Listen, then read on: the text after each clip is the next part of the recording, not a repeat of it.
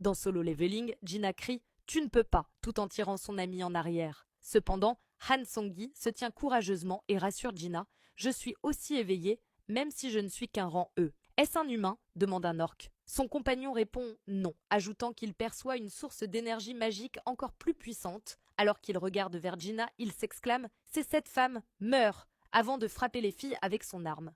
Terrifiée, elle ferme les yeux et se prépare au pire, mais soudain, l'un des soldats d'ombre de Jinwoo surgit de l'ombre de la jeune fille et attrape fermement le bras de l'orque. Les larmes aux yeux, elle murmure « Grand frère est là !» Le soldat d'ombre, avec des yeux dans le dos, arme son poing avant d'envoyer un uppercut si puissant à l'orque vert qui le propulse à travers le toit de l'école. L'autre orque, choqué, voit alors 3 orques d'ombre de haut niveau se placer en garde devant Gina. Dans le donjon, Park Jong-soo crie, alors qu'un ogre à 2 têtes surgit au détour d'un couloir. La monstrueuse créature rugit tout en balançant sa hache, mais Jong-soo active son pouvoir, frappant ses avant-bras l'un contre l'autre pour créer un bouclier. La lame de l'ogre racle le sol avant de s'écraser contre la défense du chasseur.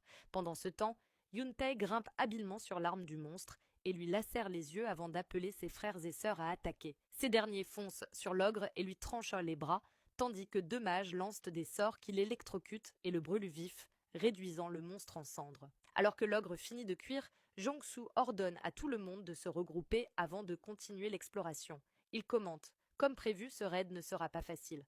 Un ogre à 2 têtes dès l'entrée. » Puis il demande à Jinwoo « Sais-tu comment on appelle ces créatures ?»« Les gardiens de tombe, répond le maître des ombres. Exact, c'est un problème quand c'est le boss, mais si un apparaît dès l'entrée, cela signifie que le donjon sera rempli de morts vivants. Tae s'exclame alors que Jong vient de porter la poisse et demande s'ils doivent continuer. Mais au lieu d'attaquer immédiatement, l'armée de morts vivants reste immobile, ce qui intrigue les chasseurs. L'un d'eux murmure « On dirait qu'ils fuirent quelque chose. » Jinwoo, déçu car il s'attendait à un donjon à rank ultra difficile, ressent soudain une étrange sensation. Il fronce les sourcils et murmure « Ce sentiment impossible ». Il informe alors le maître de guilde qu'il doit partir pour une affaire urgente. Park Jong-soo s'inquiète, expliquant que son départ pourrait mettre tout le groupe en danger. Jin le rassure « Je vais appeler quelqu'un en qui vous pouvez avoir autant confiance qu'en moi. Il prendra ma place. » Les chasseurs, choqués et incrédules, s'exclament « C'est l'une des fourmis de l'île de Jeju ?» Jin hoche la tête et ajoute « Puisque tu la reconnais,